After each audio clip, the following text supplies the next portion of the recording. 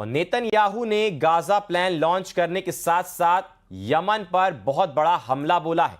Israel ने 15 minute के अंदर 30 एयर स्ट्राइक की और अब नेतन्याहू ने ऐलान किया है कि जो इजराइल से टकराएगा वो मिट्टी में मिल जाएगा। लेकिन ईरान की तरफ से आई एक वार्निंग ने तेल अवीव तक सब कुछ तनाव फैला दिया है। देखिए खास रिपोर्ट।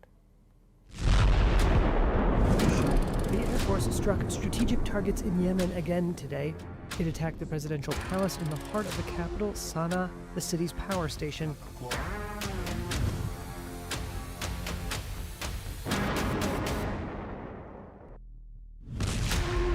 इजराइल ने युद्ध शुरू कर दिया है।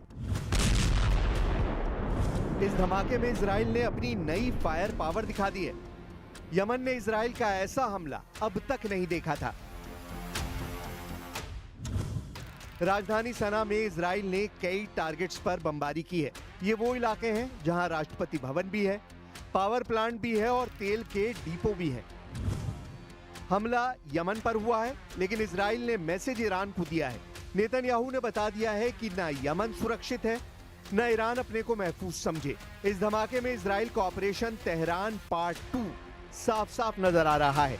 नेतन्याहू बताना चाहते हैं कि जो हाल वो यमन का कर रहे हैं, जो कयामत वो यमन पर बरसा रहे हैं, वही अंजाम फिर से ईरान का भी हो सकता है।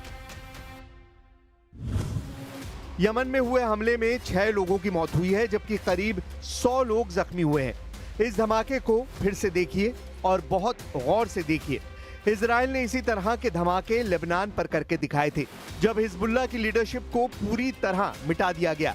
अब इसी तरह के धमाकों से इजराइल यमन को दहला रहा है और मैसेज ईरान को दे रहा है। इजराइल ने यमन पर 15 मिनट के अंदर 30 एयर स्ट्राइक की हैं, यानी हर 30 सेकंड पर इजराइल का एक बंकर बस्टर बम राजधानी सना पर गिरा है। ऐसा इजराइल ने करीब 2000 किलोमीटर दूर यमन पर किया है, यानी ये एक लॉन्ग रेंज मिशन रहा, जिसमें कई F-15 विमान शामिल हुए। सवाल है कि क्या यमन के बाद इजराइल अब ईरान पर सबसे बड़ा हमला करने की तैयारी कर रहा है? ऐसा अटैक जो 13 जून को तेहरान समेत ईरान के कई शहरों पर हुआ था। מטרות אסטרטגיות בתימן, תקף את ארמון הנשיאות בלב הבירת סנה, את תחנת הכוח של העיר, את מכלי הדלק שהם מספקים אותה. משטר הטרור החותי לומד בדרך הקשה שהוא ישלם ומשלם. लेकिन यमन पर हुए हमले के बाद एक बार फिर ईरान ने हूती विद्रोहियों के साथ खड़े होने का ऐलान कर दिया है। ईरान के सर्वोच्च नेता अली खामनेई ने कहा कि यमन के बहादुर जो भी कह रहे हैं वो सही है और गाजा में तबाही मचाने के लिए इजराइल को सख्त से सख्त सजा मिलनी चाहिए। قدر خاطر جمع بودن به اینکه این حمله اساس جمهوری اسلامی رو در کشور متزلزل خواهد کرد، خاطر جمع بودن که در مقابل جمهوری اسلامی نگه می‌داره، اینقدر مطمئن بودن که یک روز بعد از شروع حمله اینا نشستند و यमन की राजधानी सना में हुए हमले के बाद का हाल देखिए। इजराइल ने उन जगहों पर हमला किया जहां पर फ्यूल रखा हुआ था। ये यमन की ताकत को कमजोर करने की कोशिश है। अब सवाल है कि इस हमले को इजराइल ने कैसे अंजाम दिया, कैसे तैयारी की गई।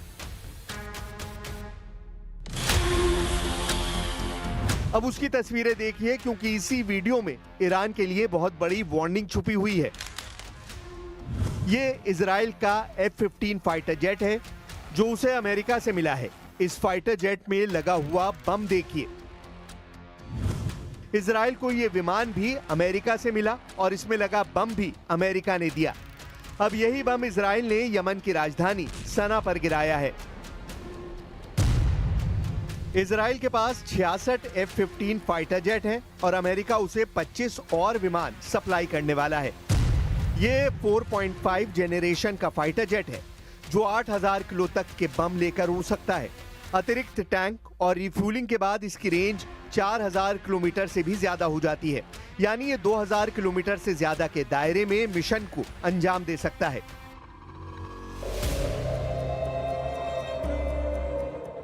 यमन पर इजराइल के हमले की वजह ये तस्वीरें हैं। तेल अवीव में मिसाइल अटैक का सायरन सुना जा सकता है। सायरन यमन के मिसाइल अटैक को लेकर है, जिसके बाद यहां के लोग फौरन अंडरग्राउंड बंकर में भागे। ऐसे ही सायरन न सिर्फ इजराइल के लोगों को परेशान कर रहे हैं, बल्कि ये भी साबित कर रहे हैं कि नेतन्याहू के पास यमन का पक्का इलाज नहीं है, हालांकि उनके दावे बहुत बड़े-बड़े हैं। Whoever plans to attack us, we attack them. I believe the entire region is learning about the strength and determination of the state of Israel. क्या ईरान में अब ऐसे धमाके होने वाले हैं जैसे यमन में हुए हैं? वैसे ईरान पर हमले के लिए नेतन्याहू को दुनिया का सबसे खतरनाक हथियार देने की मांग की जा चुकी है। अब इजराइल इस धमाके से 10 गुना ताकत वाला ब्लास्ट करना चाहता है। ऐसा सिग्नल अमेरिका से मिल चुका है, क्योंकि अमेरिका में डिमांड उठ रही है कि B-2 बॉम्बर अब इजराइल को दे दिया जाए। अमेरिका के 2 सांसदों ने एक विधेयक पेश किया, जिसके मुताबिक अमेरिका के राष्ट्रपति के पास इजराइल को दुनिया का सबसे खतरनाक बम GBU-57 और उसे लॉन्च करने वाला विमान देने का अधिकार होगा। ये सांसद हैं डेमोक्रेट जॉश गॉटहाइमर और दूसरे हैं रिपब्लिकन माइक लॉलर। दोनों ने जो विधेयक पेश किया है उसका नाम है बंकर बस्टर एक्ट। इस एक्ट के तहत वो चाहते हैं कि इजराइल को स्टेल्थ बॉम्बर B-2 दिया जाए, साथ में दुनिया का सबसे खतरनाक बम GBU-57 भी दिया जाए।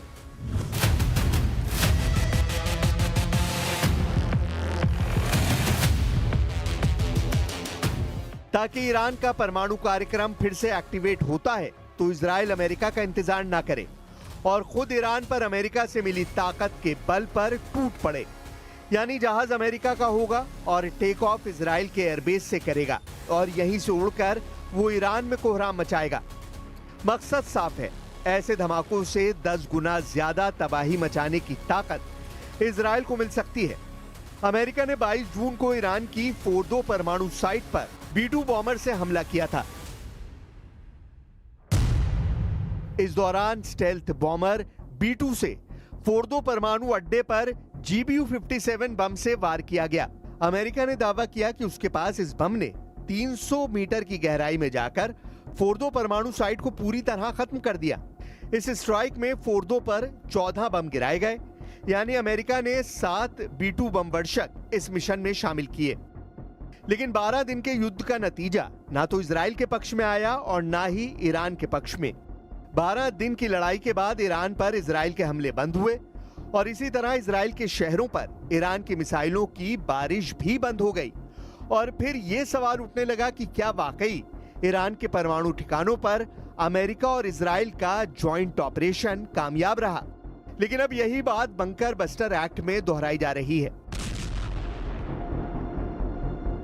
डेमोक्रेट जॉश गॉटहाइमर और रिपब्लिकन माइक लॉलर दोनों सांसदों ने कहा कि बंकर बस्टर एक्ट से इजराइल किसी भी वक्त ईरान पर सबसे खतरनाक हमलों के लिए तैयार रहेगा और इससे अमेरिका की सुरक्षा भी मजबूत होगी।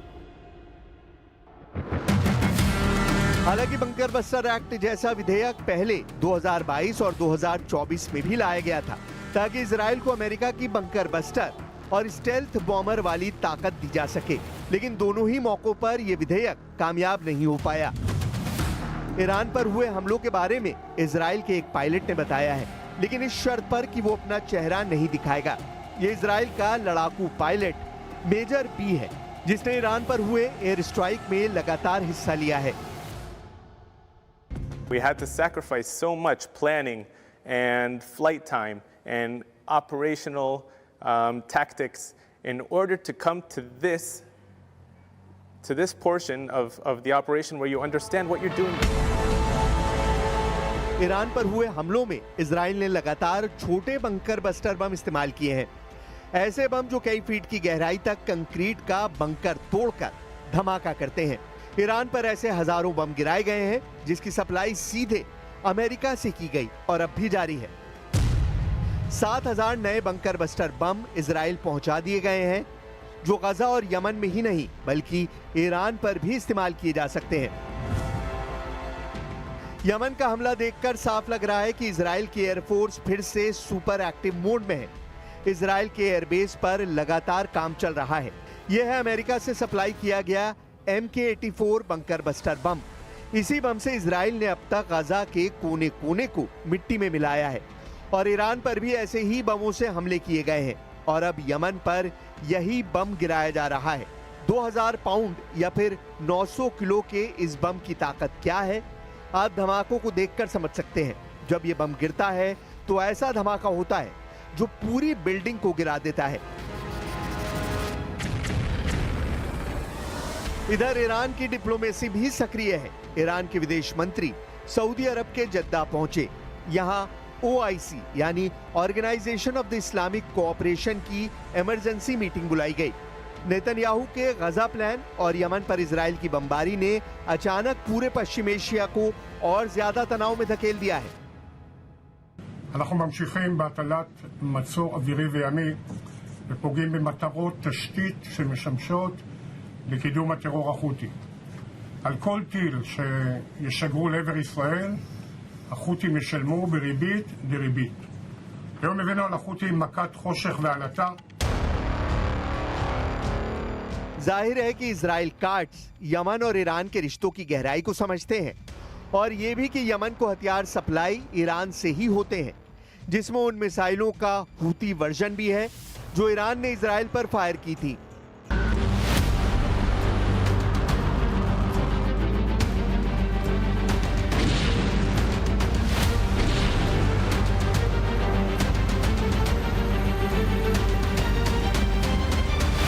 इजराइल पर ईरान की जितनी मिसाइल गिरी, ऐसे हर धमाके ने इजराइल के मिसाइल डिफेंस सिस्टम का पुर्जा ढीला कर दिया। तेल अवीव से लेकर हाइफा और अशदोद से लेकर बेन गुरियन हवाई अड्डे तक हर मिसाइल हमले ने नेतन्याहू को ईरान पर नया प्लान बनाने के लिए मजबूर कर दिया है। यही वजह है कि नेतन्याहू ने ईरान को घेरने के लिए अब नई तिगड़म लगाई है। नेतन्याहू ने कहा है कि ईरान के मिसाइल कार्यक्रम पर रोक लगनी चाहिए और उसे 480 किलोमीटर से ज्यादा रेंज की मिसाइल नहीं बनाने दी जाए। मतलब साफ है कि नेतन्याहू ईरान की उन मिसाइलों से घबरा गए हैं जो 1500 किलोमीटर या उससे ज्यादा रेंज रखती हैं, क्योंकि ईरान और इजराइल की दूरी भी 1500 से 1800 किलोमीटर की रेंज में है। यही वजह है कि नेतन्याहू चाहते हैं कि ईरान के पास 480 किलोमीटर की रेंज वाली मिसाइल हो ताकि वो इजराइल तक ना पहुंच पाए। अब ईरान के तेवर बता रहे हैं कि उसकी मिसाइल फिर तैयार है और ईरान पर हमला हुआ तो फिर दहलेगा तेल अवीव और हाइफा। ये वार्निंग ईरान से लगातार आ रही है। ईरान के बड़े बड़े जनरल लगातार इजराइल को वार्निंग दे रहे हैं। ईरान के मेजर जनरल याहिया रहीम सफवी, जो सर्वोच्च नेता अली खामनेई के सलाहकार भी हैं, उनका दावा है कि ईरान के पास हजारों मिसाइल और ड्रोन हैं जो खुफिया ठिकानों पर रखे गए हैं और अगर ईरान पर युद्ध हुआ तो उनका इस्तेमाल किया जाएगा। कह सकते हैं कि ये वार्निंग सीधा अली खामनेई की तरफ से आई है।